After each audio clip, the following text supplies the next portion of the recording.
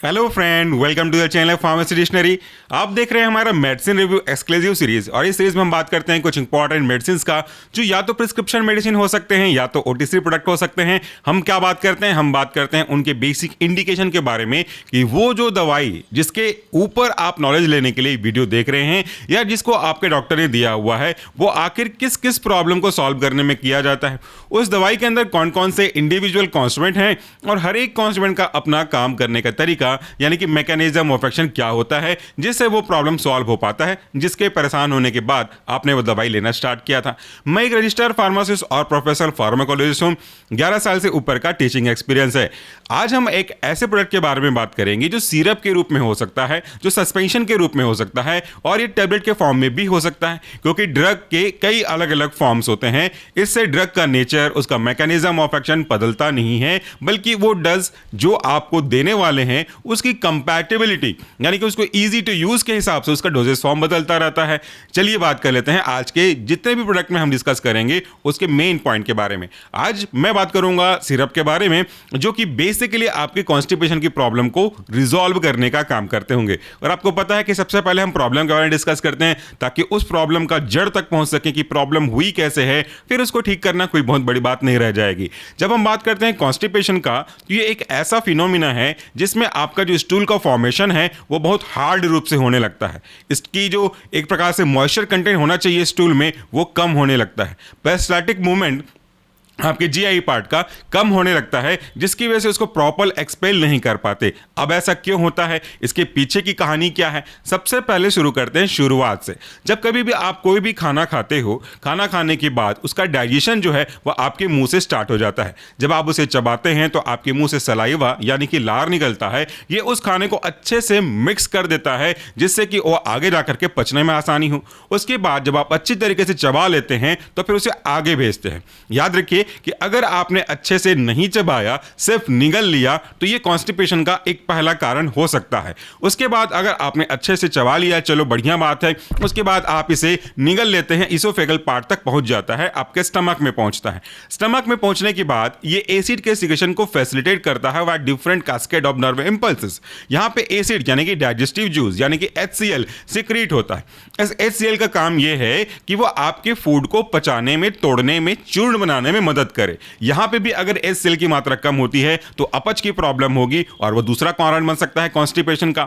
इसके बाद कहानी आगे बढ़ती है। जब आपका खाना अच्छे से पच जाता है तो वो आगे स्टमक को छोड़ते हुए आपके स्मॉल इंटेस्टाइन यानी कि छोटी आंत तक पहुंचता है। छोटी आंत, स्मॉल इंटेस्टाइन बहुत ही महत्वपूर्ण काम करता है, उसकी जिम्मेदारी काफी इंपॉर्टेंट है। वो जो कुछ भी आपने खाया है उसमें से जो अच्छी चीजें हैं या कभी कभार अनइंटेंशनली जो गलत चीजें भी चली गई हैं उनमें से उनके जो मेन तत्व होते हैं, मेन कॉन्स्टिट्यूएंट होते हैं, इनको एब्जॉर्ब करने का काम करता है आपका स्मॉल इंटेस्टाइन। इसको एब्जॉर्ब करके भेज देता है आपके ब्लड में ताकि वो ब्लड के थ्रू बॉडी के हर एक पार्ट तक पहुंचे और जो भी विटामिन्स थे, मिनरल्स थे, न्यूट्रिशन थे वो आपके बॉडी को मिले। कभी कभार अगर पॉइजनस सब्सटेंस भी गलती से ही सही खा लिया है तो वो भी डिस्ट्रीब्यूट हो जाता है जिससे हमको नुकसान भी पहुंचता है। तो ये नहीं जानता कि कौन सी चीज़ें अच्छी है, कौन सी चीज़ें नहीं है। उसका तो बस काम इतना ही है कि जो भी कुछ खाया है उसे एब्जॉर्ब करके ब्लड में पहुंचाए, रिजल्ट चाहे जो भी हो।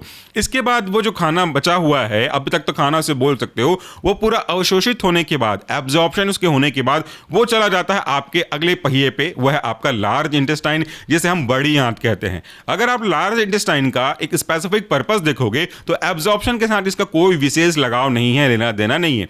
ये एक महत्वपूर्ण काम करता है वह ये कि अब आपका जो खाना पच के आगे जा चुका है, जिसे अब हम सो कॉल्ड स्टूल बोल सकते हैं, इसमें पानी की मात्रा कितनी रहेगी इसका निर्धारण करता है, इसका रेगुलेशन करता है। अब यहीं पे कॉन्स्टिपेशन का असल और मेन कारण भी देखने को मिल सकता है।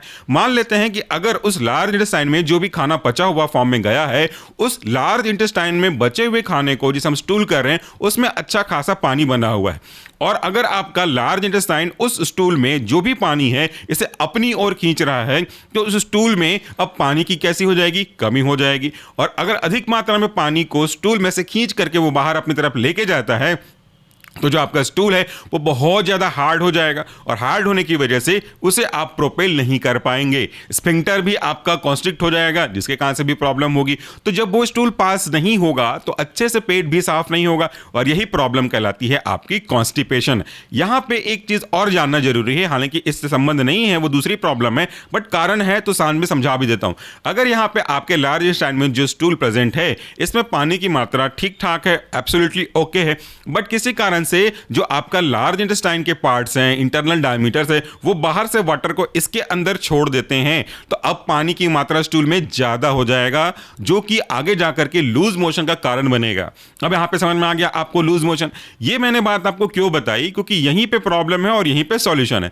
जब अंदर के स्टूल में पानी निकल करके बाहर चला जाता है तो वो कॉन्स्टिपेशन बन जाता है। और अगर आप इस कॉन्स्टिपेशन को सॉल्व करना चाहते हो तो आपकी स्ट्रेटजी यानी कि जो तकनीकी है, आपकी जो रणनीति है, वो क्या होना चाहिए कि भैया पानी को तुम अधिक मात्रा में अवशोषित मत करो, बल्कि बाहर के पानी को उस स्टूल तक पहुंचाओ जो कि अब हार्ड हो गया है, ताकि स्टूल जो है वो नम बन सके, नमी उसमें आ सके, जिसके कारण से बहुत ज्यादा छिलाव कटाव आपके पार्ट को ना फेस करना पड़े और इवैक्यूएट हो जाए। यही आपके काम करने का तरीका होगा।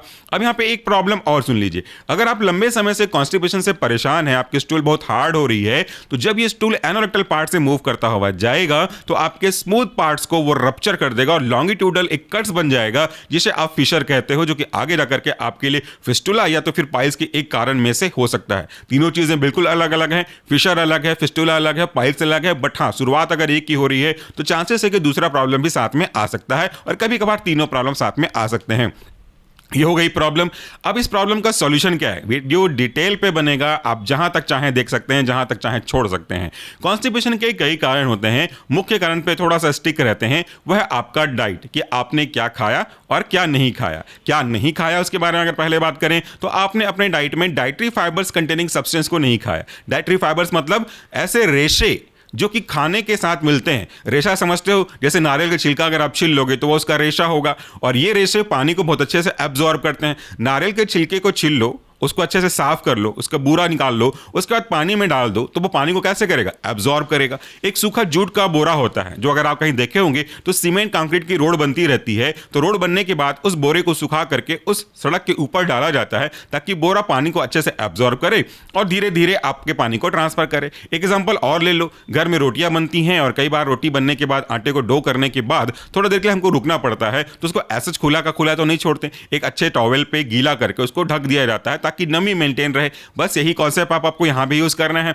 जब आप अपने डाइट में डाइटरी फाइबर्स कंटेनिंग सब्सटेंस जैसे भाजी, जैसे सैलेड, गाजर, मूली, चुकंदर, खीरा, जो भी सैलेड अवेलेबल है या फ्रूट जो उस सीजन में अवेलेबल हैं, उनको आप यूज नहीं करते हो तो फाइबर्स की कमी हो जाती है और इससे आपके लार्ज इंटेस्टाइन वाले पार्ट पे जहां पे स्टूल बन के रखा हुआ है वहां पे भी पानी की मात्रा कम होगी, तो स्टूल तो हार्ड हो ही जाएगा आपका। ये एक मेन प्रॉब्लम है। ये क्या नहीं करते उसकी प्रॉब्लम थी। अब दूसरा ये है कि क्या करते हो जिसकी वजह से प्रॉब्लम होती है। अगर आप बहुत अधिक मात्रा में क्रोनिक अल्कोहलिक का कंजप्शन करते हो, स्मोकिंग करते हो, बहुत अधिक मात्रा में चाय पीते हो या फिर कोई ऐसी चीजें खा रहे हो जिसमें ट्रांस फैट की मात्रा बहुत अधिक है, जैसे मैदा कंटेनिंग सब्सटेंस, तो इनमें प्रॉपर्टी होती है कि वो आपके लार्ज इंटेस्टाइन के साथ थोड़ा सा स्टिक कर जाते हैं और वो बचा हुआ खाना वहीं पे रह जाता है, जो कि आगे जाकर के माइक्रोबियल ग्रोथ के लिए भी सुटेबल होता है। तो ये चीजें भी आपके पेरिस्टाल्टिक मूवमेंट को डाउन करती हैं। अगर आप खाने को चबा चबा के नहीं करते हो तो भी आपके, जैसे मैंने शुरू में कहा, कि सलाइवा का प्रॉपर सिक्रेशन नहीं होता है।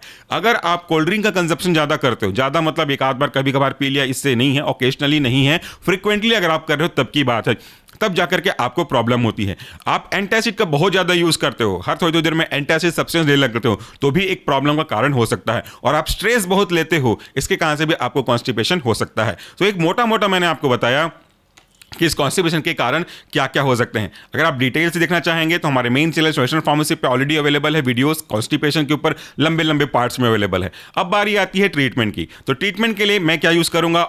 तो आज के प्रोडक्ट रिव्यू में मेरे हाथ में जो सिरप है वो एक ऐसा सिरप है जिसको काफी ज्यादा यूज किया जाता है। इसकी जो एक्सेप्टेबिलिटी है वो भी काफी वाइड वैरायटी रेंज में है। इसका जो ब्रांड नेम है वो है Unilax oral suspension, sugar free formula है। तो डायबिटीज के पेशेंट भी अगर चाहें तो इसे यूज कर सकते हैं।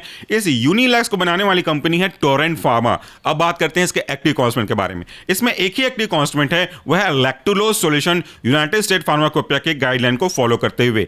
लैक्टुलोज क्या होता है और ये कैसे काम करता है। लैक्टुलोज लैक्टोज एक एग्जांपल है आपके ऑस्मोटिक परगेटिव का। ऑस्मोटिक परगेटिव जो है वो ऑस्मोसिस के प्रिंसिपल को फॉलो करके आपके कॉन्स्टिपेशन को ठीक करने का काम करते हैं। जब हम इस तरह के लैक्टोज कंटेनिंग सिरप को लेते हैं तो ये सिरप आपके लार्ज इंटेस्टाइन में पहुंचते हैं। लार्ज इंटेस्टाइन में पहुंचने के बाद ऑस्मोसिस के प्रिंसिपल के अकॉर्डिंगली जो बाहर के वाटर मॉलिक्यूल हैं उनका कंसंट्रेशन कंपैरेटिवली इस लैक्टोज से कम होता है, इसीलिए वो लो कंसंट्रेशन से हाई कंसंट्रेशन की ओर मूव करते हैं। और अब आपके जो लार्ज इंटेस्टाइन है उस पर्टिकुलर पार्ट में पानी बाहर से अंदर आने लगती है, और जब पानी बाहर से आएगा तो प्रॉब्लम तो सॉल्व ऐसे ही हो गया, क्योंकि आपका जो स्टूल था वो क्या हो गया था, हार्ड हो गया था। अब इस हार्ड स्टूल पे पानी अगर बाहर से आ रहा है तो धीरे धीरे ये सॉफ्ट हो जाएगा, और सॉफ्ट होने के बाद उसका इवैक्यूएशन, उससे बाहर से बाहर एक्सक्रीट करना वो भी आसान हो जाएगा। जब वो हार्ड था तो वो फ्रिक्शन कॉज कर रहा था। फ्रिक्शन मतलब पूरा अंदर के स्मूथ पार्ट को रगड़ता हुआ जा रहा था, तो लॉन्गिट्यूडनल अल्सर आपको देखने को मिल रहे थे जो कि आगे जाके फिशर का फॉर्म कर रहा था।